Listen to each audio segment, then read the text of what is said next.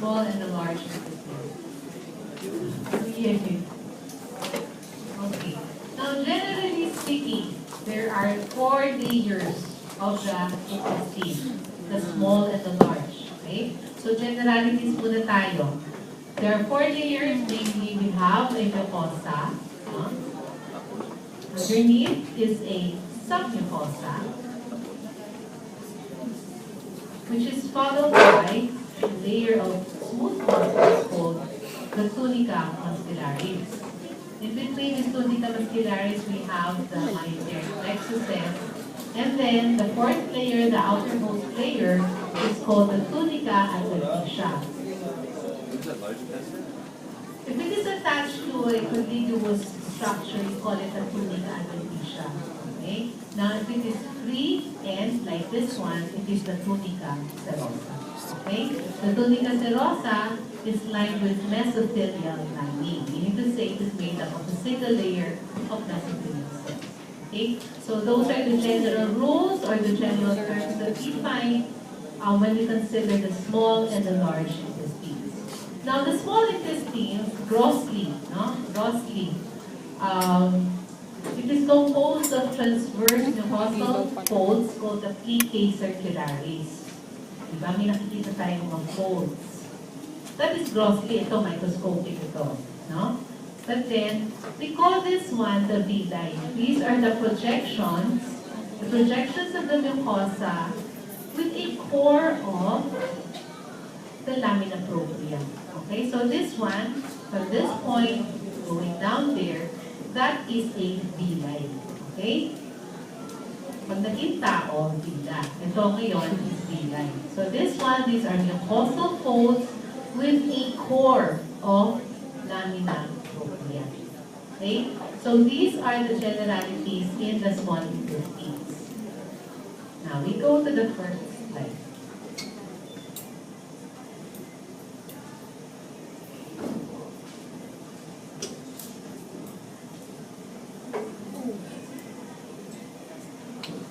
Okay, now, this is slide number 47, the duodenum. The duodenum is the first portion of the small intestine. The same thing, it has 4 layers. A mucosa, from this point going down here, a submucosa, underneath, this one, from that point, going down before you reach the muscularis layer. And of course, this one, the tunica muscularis, meaning the layer of smooth muscles, is the 3rd layer. And underneath is the tunica adventitia, ang wala na to. Okay? Now, what are the important points to remember in the duodenum? The duodenum, on its mucosa, is composed of a lining epithelium. Remember, it is composed of a lining epithelium and a lamina propria.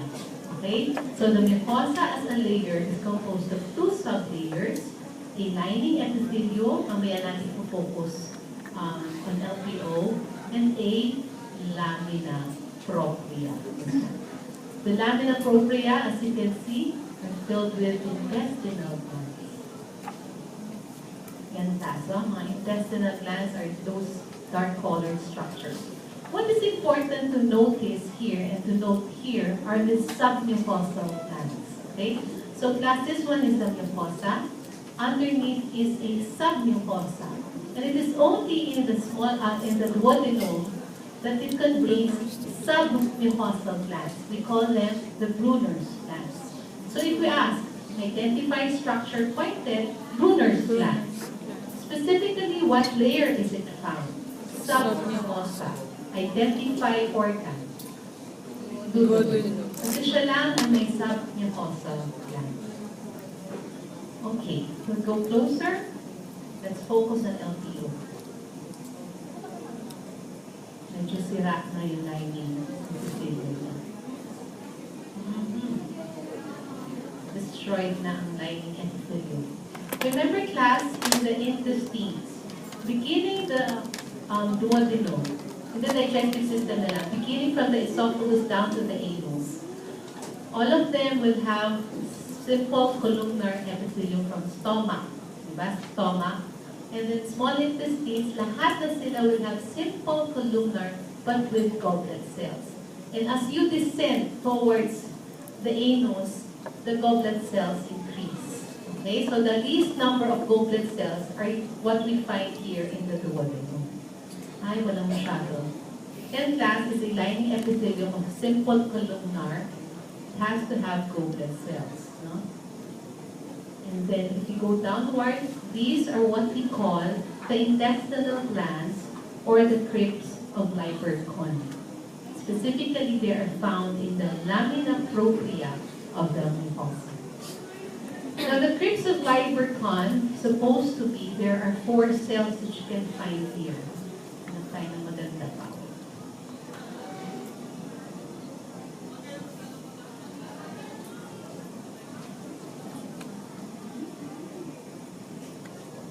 There's supposed to be 4 cells that you can find in the intestinal glands or crypts of Lieberkühn.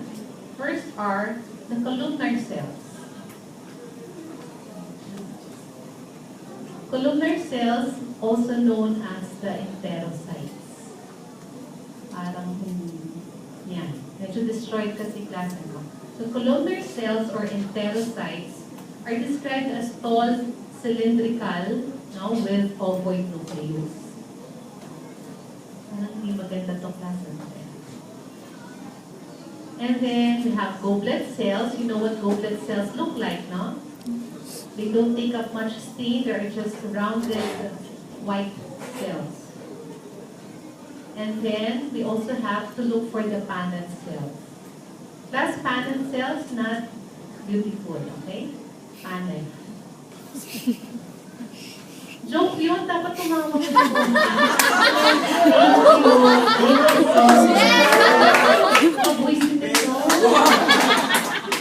Uy, OA na yun. Kaso, goblet cells yan. Diba, mahanap tayo maganda intestinal cells. Mamaya, probably in the jejunum. But here in the duodenum, inis na ako sa inyo, ha? Yung joke ko isa dyan na puro sartorius. Okay, anyway. So this one, identify structure pointed. Layer where it is found? Organ in focus? Okay, this one is the tunica muscularis. The tunica muscularis is composed of smooth muscles arranged in icon. Inner circular, outer longitudinal. In between them, we can find the Auerbach's plexuses or the mesenteric plexuses. So if we like to identify structures such as the Auerbach's or the mesenteric, what is the function? Peristaltic. Auerbach's or mesenteric plexuses are responsible for peristaltic movement of the smooth muscles. Ay, hindi po kasi sir blood vessels. Yeah, that is this one. Okay, that's a nerve. The nerves that you can find in between smooth muscles in the tunica muscularis are called the Auerbach's plexuses or the mesenteric plexus. Again, they function for peristalsis. They are responsible for the peristaltic movement of the smooth muscles.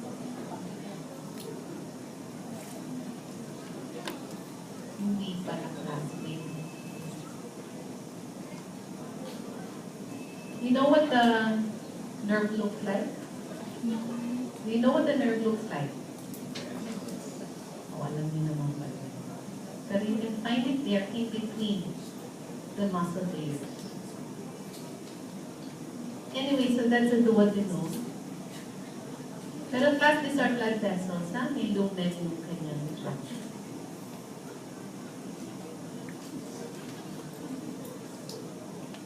The jejunum has a better picture. So that's slide number 47, the duodenum. Important just for you to identify the Brunner's gland. Okay? Now this one is the jejunum. Ganun din siya, it has villi. No? It also has intestinal glands in the lamina propria.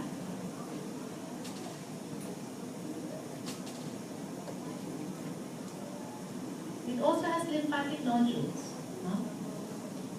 Okay. But The difference with the duodenum and the jejunum is the absence of the submucosal glands or the Brunner's glands in the jejunum and in the ileum. The Brunner's glands are only found there in the lamina propria of the duodenum. Now, in the intestinal glands, it's the same thing. Ito, maganda-ganda. Okay, this one, identify structure pointed. You may either answer intestinal glands or crypts of Leiberkon. In the crypts of Leiberkon, you can find the 4 types of cells. The only cell that you cannot identify on H and E, routine hematoxylin and eosin, are the argentatin cells because they need special silver stains. Okay? So this one, class, is an enlarged picture of an intestinal gland. Here you can find here columnar cells called enterocytes and shadow. Those are columnar cells. And then at the base, you're supposed to look for red-colored structures or cells. Yan, yung mapupulang yan. Those are the Paneth cells. The red-colored cells there. If it's not columnar and it's colored red, it is the Paneth cell. Now, if it looks like this one, ito siya, class, this one, yung white structure there, white cell, that is a goblet cell. This one, the columnar cells, are the enterocytes, or the columnar cells. Okay, so in the intestinal glands and routine H and E, the only cell that is absent are the argentatin cells. So this one is the same thing as the duodenum. It contains in the mucosa a lining epithelium which is simple columnar with goblet cells.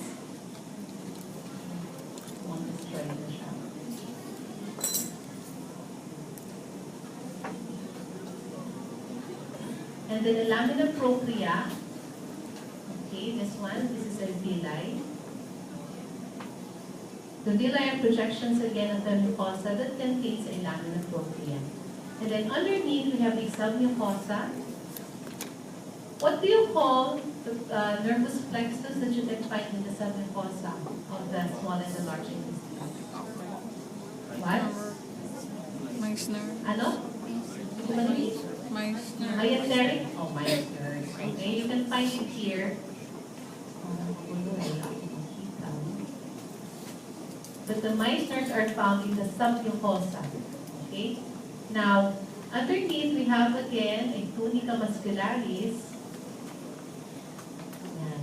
Okay, the tunica muscularis, the third layer is the same thing. I call siya. But this time you can look for better looking, the Auerbach plexus. Ito yan, class. These are the Auerbach or the myenteric plexuses. On high power, they look like this one. Yan. These are nerves. Nerve plexuses are found in between smooth muscle layers. So ito yung inner circular. There's an outer longitudinal, and in between you can find these nervous plexuses or myenteric or Auerbach plexuses, responsible for what again? Peristalsis. Okay, so ganyan ang itsura niya. It looks better on LPO. Yan. Look at the difference, huh? Smooth muscles and the nerve bundles in between, and then another layer of smooth muscles. So hindi siya makikita. They're best seen in the jejunum. And then again, if it's a free edge like this one, that is the tunica serosa.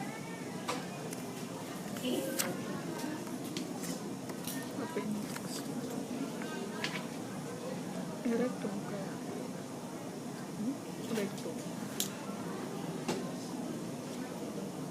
Next segment of the small intestine. This is the ileum. Okay, yung famous structure that you have to look for in the ileum, and this is what we call Thayer's patch. Okay? So this one, the same thing, it has a lining epithelium. A lining epithelium that is simple columnar with goblet cells.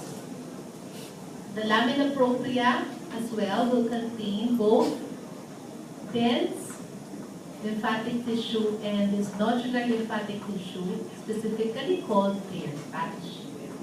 Ayan, mas madami ng classes. You can see there are more goblet cells that are found in the lining and the fluid. Now this portion here is what we call the lamina propria. Okay?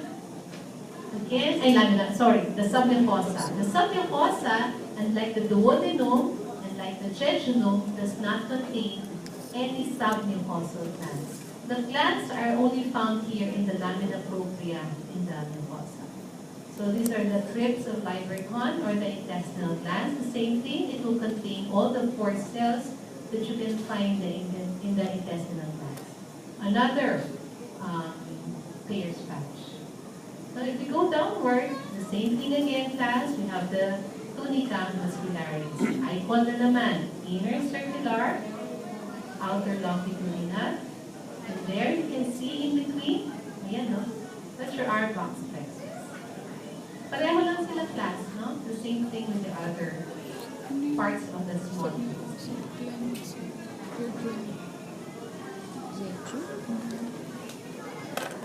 Now we go to slide number 15. Large intestine na tayo. This time there are no villi. Kita nyo, no finger-like projections. This one is the lumen of the appendix.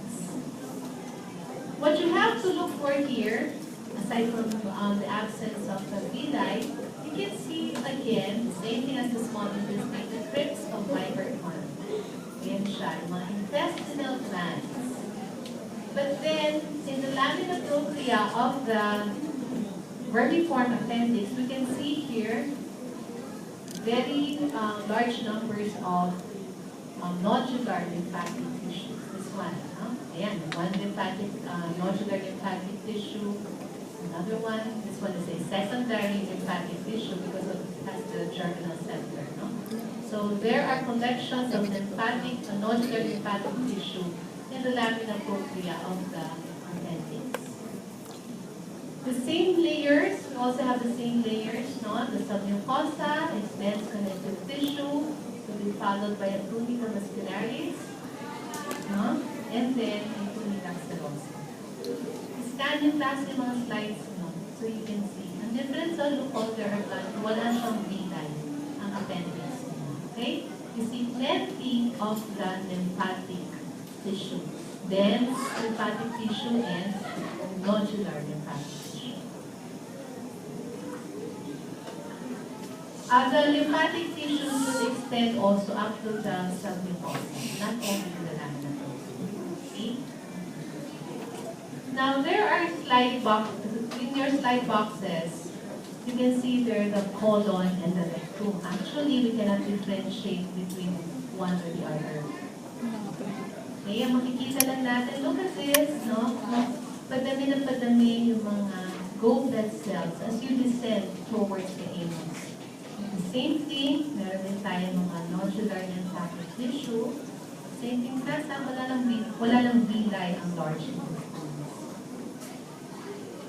So this one class you can collectively call colon na lang. Okay? Or large intestine.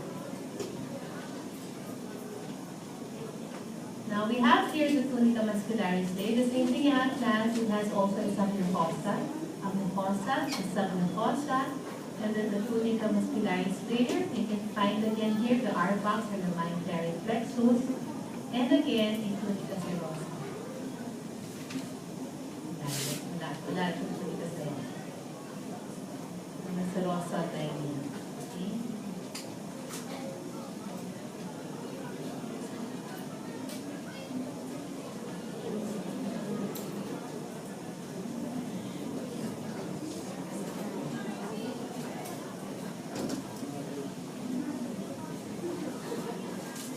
Oh, class, look at this. Does it look like,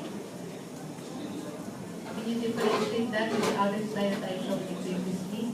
No, pare-parehas lang with plenty of intestinal glands. Same thing, class, the lining epithelium, simple columnar goblet cells. Same layers. Mucosa that contains a lining epithelium and a lamina propria.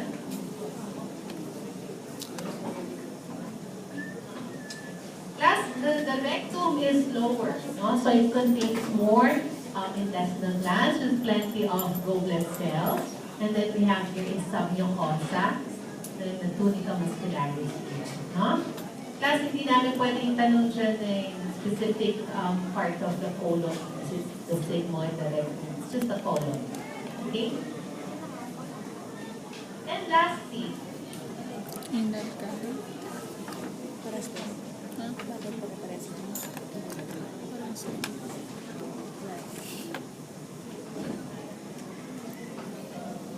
parang pareho ito sa pinakita ko.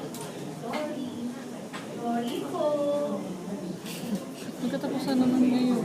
Lastly, Last day na niya ngayon. Excited. Kung napapanood. Fan ba yun? Masyado niya akong fan. akin lang siya. Nakatuwa lang yung story. Ganda episode kahapon. Baliw na si Julia.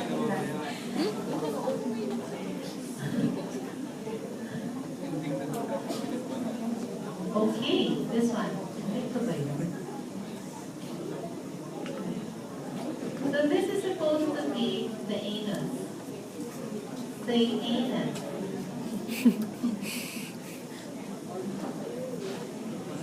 No. I want to show you the junction wherein there is a change in the lining epithelium from a simple columnar with plenty of goblet cells becoming a stratified squamous non-fortified epithelium. Supposed to be a junction. Wala. Wala. Ito sa slide na. Saan?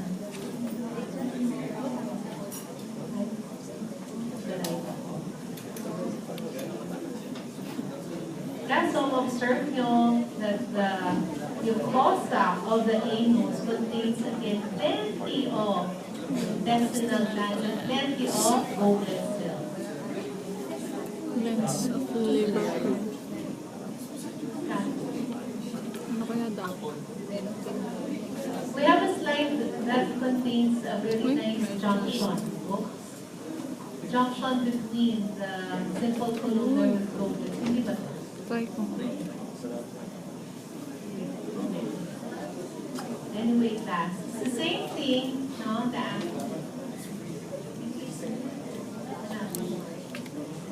It contains the same thing, a mucosa, a submucosa, a tunica muscularis, and a tunica adventitia. Closer. Okay? Same thing, class, like the rectum and the colon that I've shown you. Plenty of intestinal glands with plenty of goblet cells, and it is lined as well with simple columnar epithelium with plenty of goblet cells. Tandaan niyo, pag madami ng goblet cells, that is in the lower part of the digestive tract of it. So this one is the submucosa, the submucosa contains plenty of blood vessels here. Okay? And then the tunica muscularis, it's the same thing. It's ICOL. Okay? Inner circular outline of the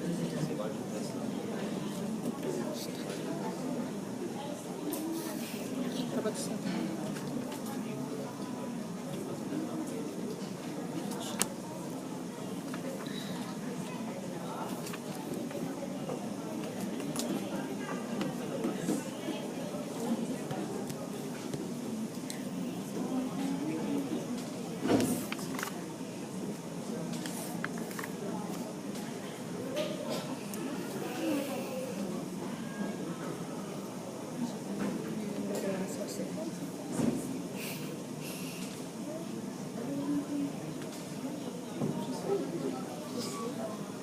Tinatamad niya. We look for that with the anorectal junction. Okay? So you go looking at your slide. Okay? Ano daw? Two other slides. Slides na. Pag pinatay niya.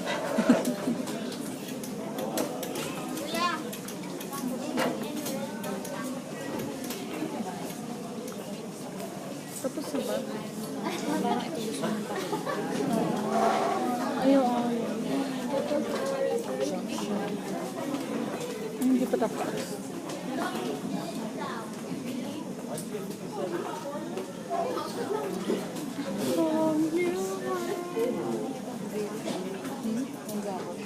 Sino?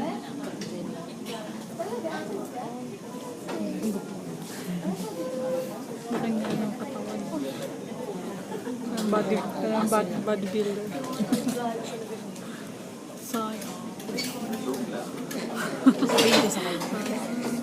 Saka nung minsan, lagi pag pumunta kami SF Fairview, lagi ko nakita si Doc Bra. Minsan nakasabay ko siya sa cashier sa department store. Bumili siya ng mga, alam mo yung envelope na brown na maliliit, parang paisley. Katuwa.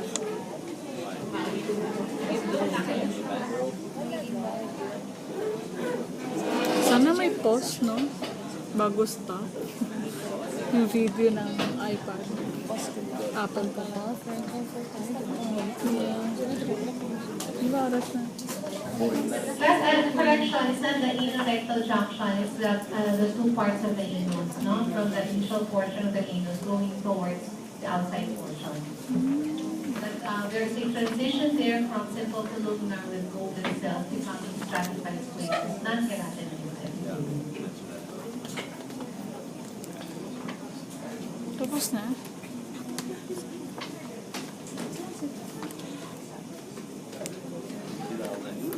Nahanap pa siya na slide.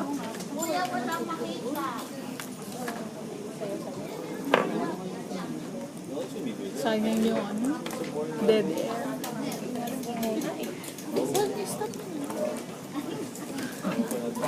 Nahirap mo combine ng ano.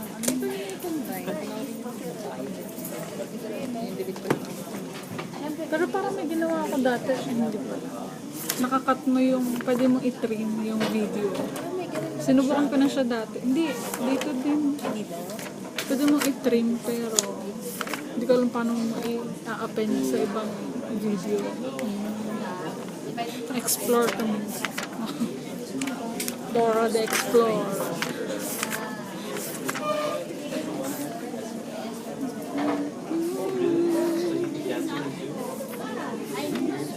May pakopya ako ng ilang question.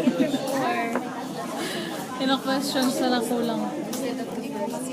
Isa per ano, per topic.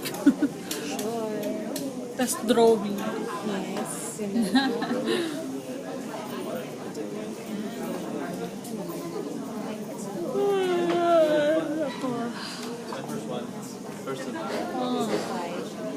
Sayang, 5 minutes dead air. Last slide, you look at this, no? So this one, what if you could notice this portion here, look at the intestinal glands. They are short, no? Mas circular sila. So this one is the part of the rectum. No? As we go to the right portion, the intestinal glands elongate. So that is already the portion of the anus. Pero hindi pa nag-change yung stratification. Still simple columnar with what I showed you, I just changes in the architecture of the intestinal glands. Now in the anus, it becomes like this elongated. Okay? So still looking for the junction between the different parts of the anus.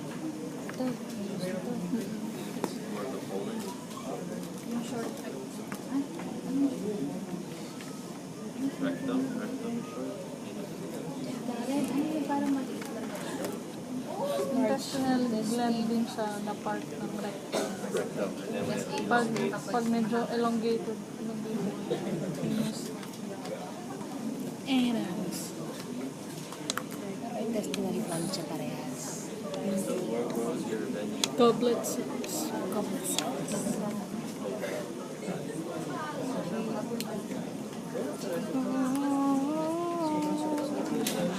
Meron pa po.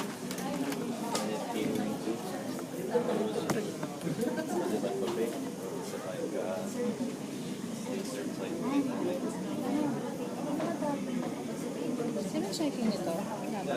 Wala pa silang sinabi. May drawing ka na. Wala pa.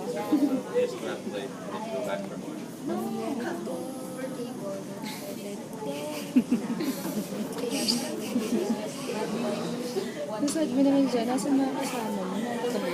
Lagi na lang ako nakatabi. Forever alone. Kayo lagi nag-aaral. Nag-aaral na lang din ako. Lagi Si rin siyang Shark, iniiwan ng katabi niya. si Shark kasi ano, di ba may sakit siya? Yung best friend niya eh, Si, Mercutio. oh? Ay, lagi lang sila magkausap yung magkasama. Wala na. Meron pa ba? Wala na. Ika. Ang galing mo na. Sinare, punta ka ba? Saan? Intensify. Bakit? Libre anak yun. Yun talaga yung pang-PR story. Libre anak. Pagkain. Oo, libre pagkain din. Wala mo kasi pagkain yung mga chicha lang. French fries na doon sa meron. Ganyan pa. Alak lang yun. Meron pa ba? Isa, patayin ko na. Plants. Here on the mucosa. What is this, class? Lymph What gland. are those? Lymphatic What are those? nodule. Nodule? The intestinal glands, and those are your nodular lymphatic tissues. No? For this one, class, can you see the abrupt change from this one? Yes, no coverage. Mom skin. Stratified. Yan, nodular gland. It becomes now your stratified squamous. But not Stratified fortified skin. Okay? That is the junction. But still, both of them are part of the ileus. No? So this one is the layer where you still have your simple columnar with plenty of goblet cells. Then immediately, yan, meron pa rin. And then, ito na siya. No? That is the stratified squamous, not fortified epithelium of the lower part of the ileus. Any hair follicle ba? O, labas na tayo ng puwet. Ika, let's go. Yan, labas tayo. O, yan na. Yan na, minibag na siya. Oh, anong tawag dyan pagka buhok daw sa puwet? Burnik. Correct daw, sabi ni Dr. Dennis Bravo, burnic. Okay? Burnic. So that is the hair in the puwet. Okay? And this is a very long type of hair. No? Kasi pagka, it is connected to the eye. Diba? Bakit? Pag hinila mo yung buhok dun sa puwet, titikit ka. Okay? So, close ka mo ng mukol. Kasi klase sa kabila, quiet na, okay na. Appreciate it. Okay, so this one is still part of the age. Okay? Grabe.